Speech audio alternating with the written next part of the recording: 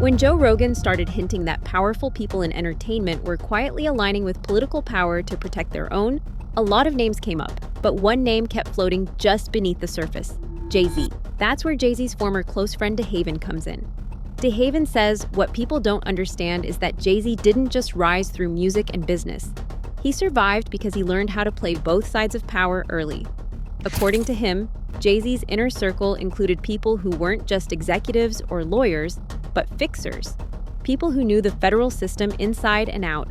One of those people, he claims, is Desiree Perez. And it seems Jay could be using Desiree to protect none other than Diddy. And keep in mind, the chick had a plan too. Like, yo, we could do things. And I can guarantee you the conversation with Emery, even when Emery came home and seen, he came home and seen the same thing. Yo, you dealing with her? Who's the chick? Desiree. Oh, okay, yeah, okay. He came home and had to see it too. Say, yo, what is this? And I can tell you how that conversation probably went. Like, look, man, you don't need to worry about this. You don't need to worry about nothing else ever again. You over here with us now. But what if, yo, she a snitch? Man, that snitch shit, bro. Them people that's talking about that snitch shit, we ain't gonna be breathing in the same ear. That's what you worried about? Them that don't have nothing sitting home? Where you gonna be if you don't get on this side of town, get on this side? I can see that conversation happening. According to DeHaven, that's exactly how Jay-Z moved when people around him started catching serious heat. He didn't argue. He didn't fight the system. He aligned with it. That's where the political angle comes in. DeHaven suggests that Jay-Z understood long ago that celebrity protection doesn't come from fans or money. It comes from relationships with people who control investigations, narratives, and outcomes. And once those relationships exist, they don't care about politics the way regular people do.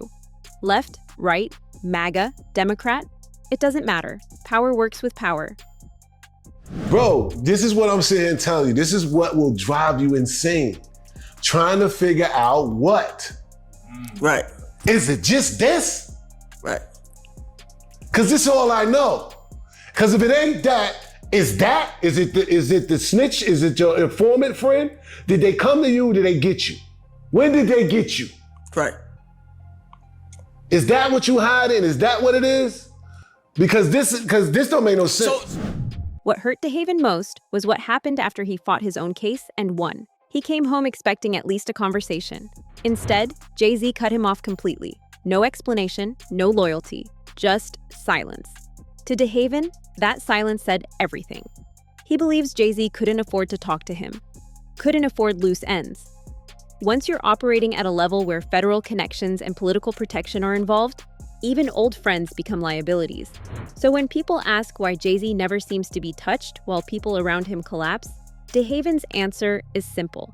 Jay-Z isn't hiding from the system. He's working with it. Dame Dash also says that pattern is exactly why their relationship finally broke for good. He explains that there was one moment he could never get past. One decision that told him everything he needed to know about Jay-Z's morals. Jay chose to work on a major project with R. Kelly, even though serious allegations involving Aaliyah were already widely known at the time. Yeah, when Jay did a project with R. Kelly, knowing that he had Aaliyah. How much more of that? You know what I'm saying? What more would you need? So your supposed best friend, partner, does a project with someone that he knows your partner's girl when she was a child, and you still say that had nothing to do with me, I'm gonna still get money with him. You know, that one was a wake up call for real, for sure. And I don't think anyone that's human, if anyone could look the other way from that, they're a sucker. That a man should stop calling themselves a man if they can hang out with a dude that will work with someone the person they love.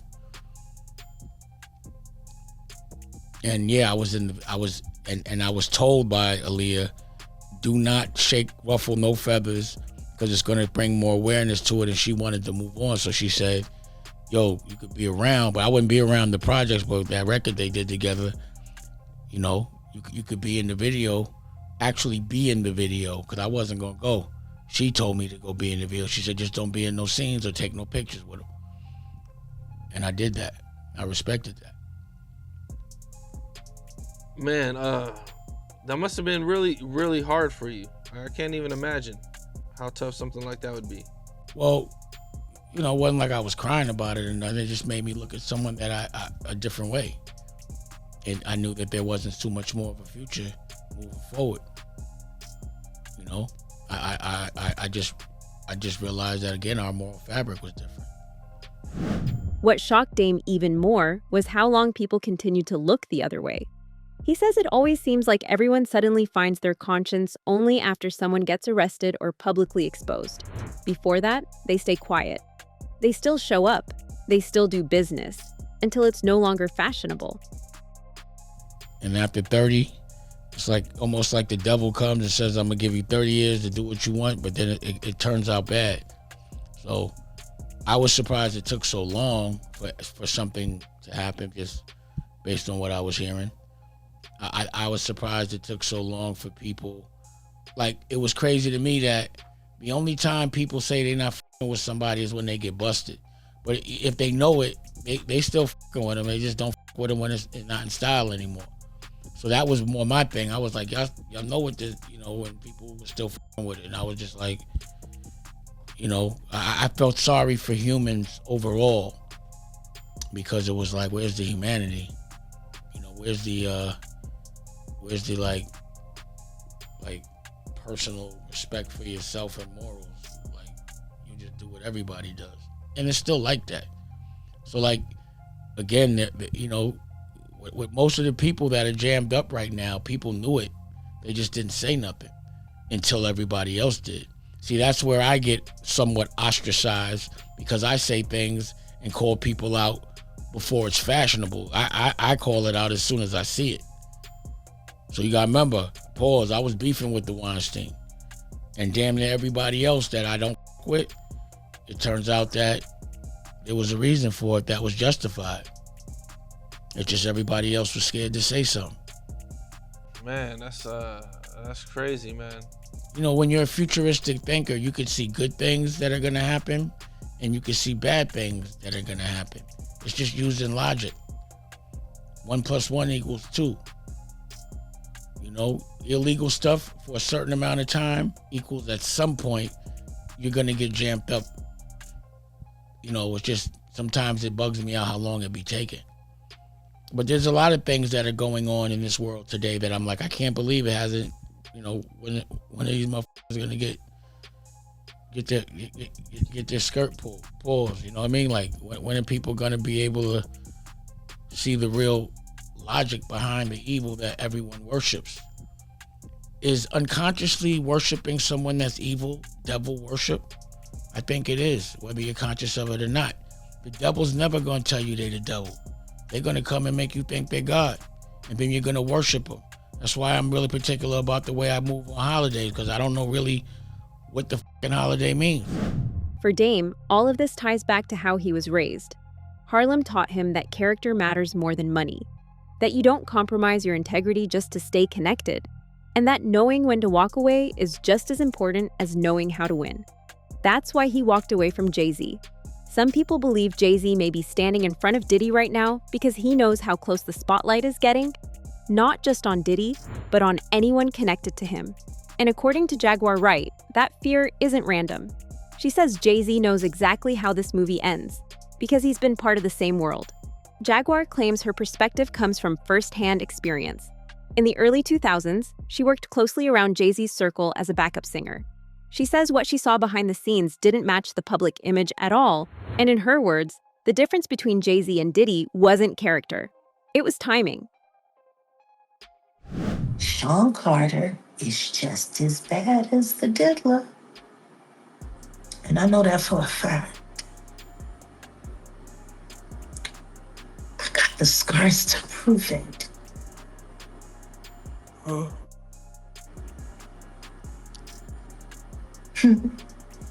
So there's been so many people on the internet trying to figure out where you are. They're watching you. They're You know, they're doing all types of stuff trying to figure you You out. want to know what a box cutter feels like going into your skin and ripping you? I can tell you how it feels.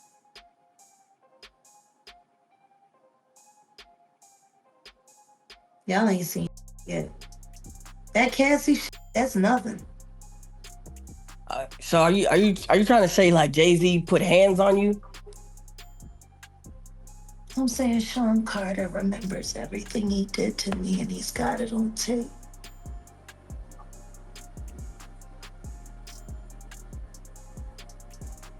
Just like Diddy.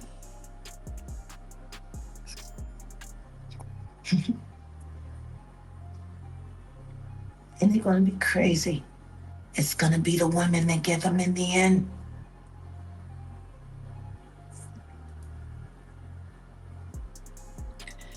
So you say that that Jay-Z!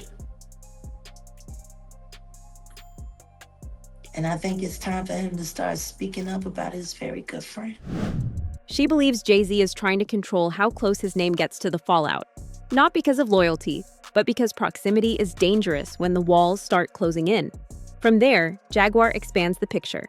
She questions how certain artists, such as Rihanna, were discovered, managed, and moved through the industry at young ages, often without the same safeguards most parents would demand.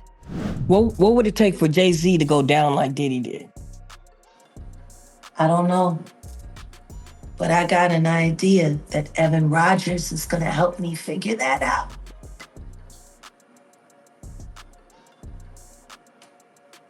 And who is Evan?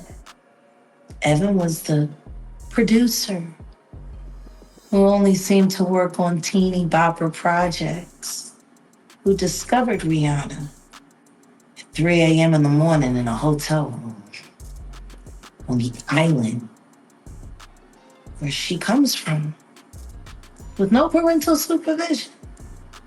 And then she was put on a private plane, a minor, from one country to another, without parental supervision.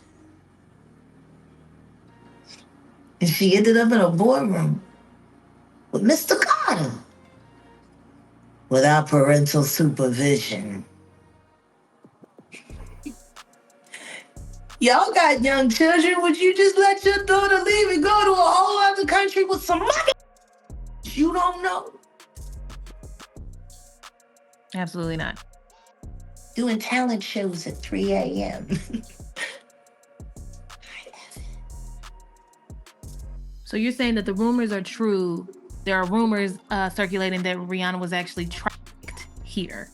Are you saying that Starting to that's... sound that way, don't it? Because her daddy ain't show up till 24 hours later to pick up a $500,000 check for his daughter's. As for why Jay-Z would step in now, Jaguar believes it comes down to self-preservation. She says Jay-Z has always been more focused on protecting the image than confronting the damage. And when someone close to you is about to fall, you either let them take you down with them, or you create distance fast. Why Jay-Z is doing this to Diddy now? Is it to keep his name out hermit the... crab. He can't stand being himself, not for 1 minute. That's why he likes assuming other people's lives. He wears them until he outgrows them, and then he finds another persona. He crawls into that.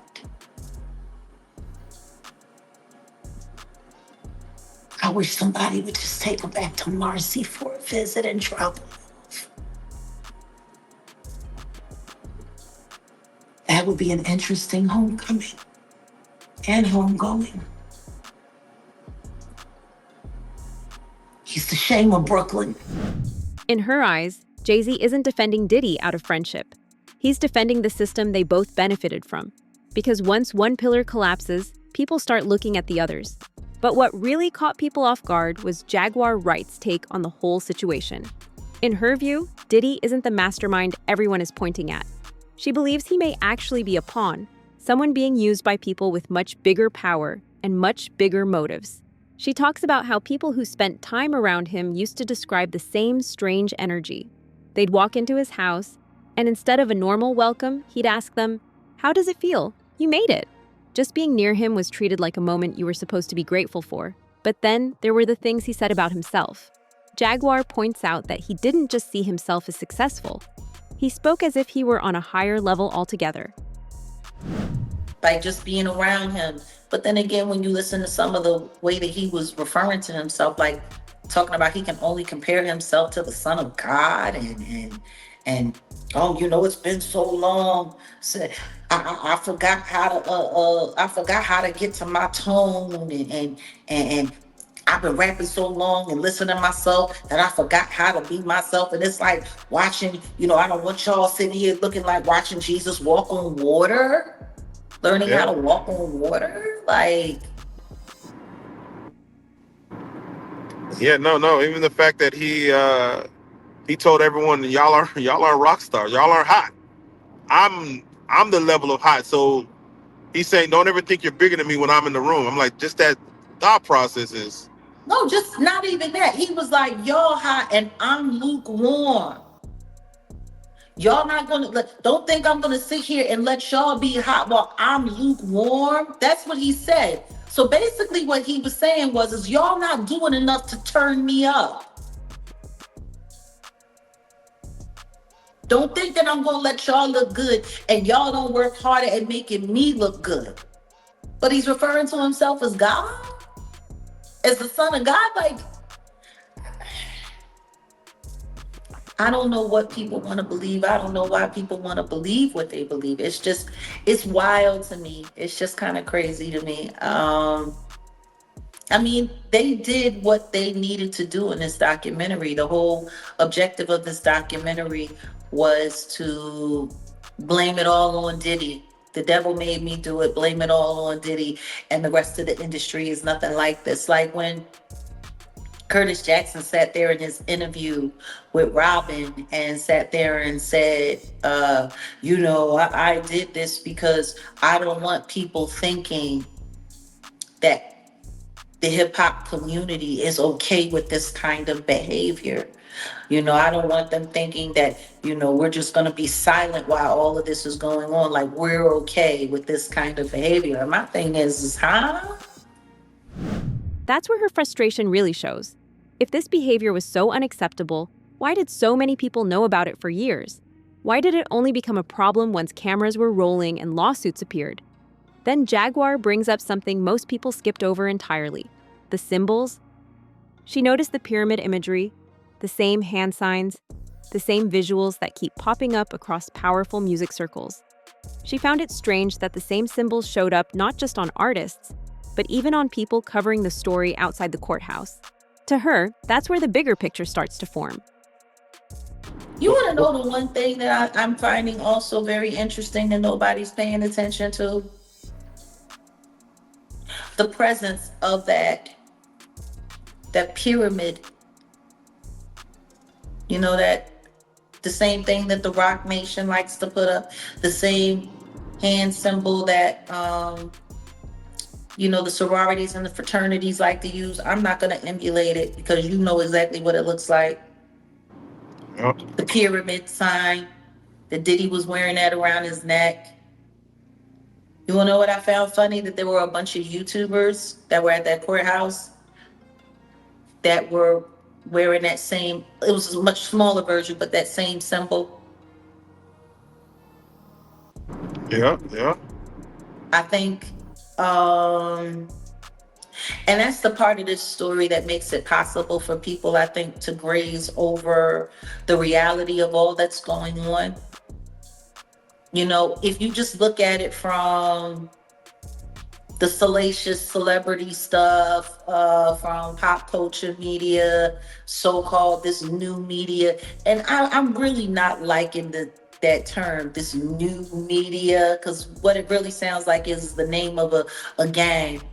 Like, the media is media. Because I'm looking at the people that are falling under it, and they're all the same people that are involved with, creating these propaganda campaigns. But that's exactly what Diddy was saying at the beginning of the documentary. We need somebody that is proficient, or fluent in being able to spin propaganda and narratives. We need social media. I guess that new media, is that what that is? Like, it's if you only look at it from the face value aspect of it, that's one thing. But if you look to the spiritual side of it, it's completely different. It unveils a much deeper agenda. And this is where a much bigger question starts to hang in the air. What if all those recordings weren't just random moments? What if they were kept as leverage? It turns out that's exactly the case. Gene Deal says the silence of the biggest names in America speaks louder than any statement ever could. These aren't random people. These are celebrities, executives, public figures, people with money, brands, and reputations to protect. And according to Gene, that's exactly why they're quiet. It's all about the money. They saw what he did to Cassie. With the kicking, the punching. They saw what they did to Cassie. They know that nobody in America liked that. So now, these people are represented by a brand. Whether it's something about the music, clothing, movies. They not gonna come out and speak on nothing that has anything to do with them. And they praying that they not on the tape doing crazy stuff, being oiled up in the whole 9 yards. They praying. So until the feds say, hey, yo, listen here. We got you on, hey buddy, we got you on this tape, and girl looked like she was pretty young. We're not gonna show it, but we need you to come and testify against Brother Love, P. Diddy, Puff Daddy, Sean Combs. That's when they're gonna start talking. And they're not gonna be talking in his favor. When the feds come to them and show them what they got on tape, because if he had 250 tapes all over, 250 cameras all over the house, somebody got caught stealing a cookie out the cookie jar. It could be your favorite pastor. It could be your favorite politician. That, Gene argues, is how leverage is built. He points out that even people who once appeared close to Diddy have stayed quiet. Not because they don't know anything, but because they know too much. When you don't know somebody's taping you, when you don't know that somebody is videoing you in some kind of form or fashion, you got that alcohol, you got the drugs in you, they're a little loose, bruh. They let down all their inhibitions. The music is pumping. He said it himself. He got it so hot in there that you gotta take your clothes off. He said that himself, bruh. So a lot of them, like what he said? I think a lot of them was being swallowed. Have you ever been swallowed? They tell off on themselves all the time, man. You just gotta listen. But why do you think Diddy had all them hidden cameras? Bruh, when you that powerful, you didn't get that powerful without having 1 or 2 or maybe 3 ups on somebody. Diddy always been the type of individual that wanted to have ups on the next person no matter what they was doing. Like, he always played artists against each other. He did it to Big, he did it to Craig Mack. You understand? I said before, he did the stuff to Ja Rule, you know what I'm saying? So had the ups on Ja Rule so he could go after Jay-Z. You understand what I'm saying? So he always played those kind of up games on people. So to have those cameras and know what he was doing, it's gonna give him the ups on everybody. And in the end, Gene says all of it leads back to the same conclusion. Those recordings, whatever they contain, are the real threat. They don't just tell one story. They connect many people to one place, one system, and one source of control. Gene Deal raises another uncomfortable point. These gatherings weren't always hosted directly by Diddy himself. Some were allegedly organized by people close to him, including family members, and they could go on for long periods of time. That matters, because it shifts responsibility and expands the scope of who may be involved. Did the Federal Bureau of Investigation in Miami do it? No, they didn't. Did California do it? No, they did not. The Southern District of New York, they took it upon themselves and put on that raid and everything based on the information they found in Cassie lawsuit and the information they found in Little Rod lawsuit. But all this is bigger than Diddy. It's bigger than Diddy, bro. Cause you know who else they was doing investigation on during that whole time period? It was the mayor and the politicians in New York City. They turn around and give him the key to the city. All the mayor people that he brought on here in New York City are all resigning. They all resigning. People ain't gonna tie this together, but if you look at it, you have to say, because of Mayor Adams and his relationship with Diddy, it brought on the Southern District of New York to start investigating Diddy on civil lawsuits that was put against him. Because the feds is going after all these politicians in New York City. Who else do you think could come down should these recordings ever come out? Let us know in the comments below.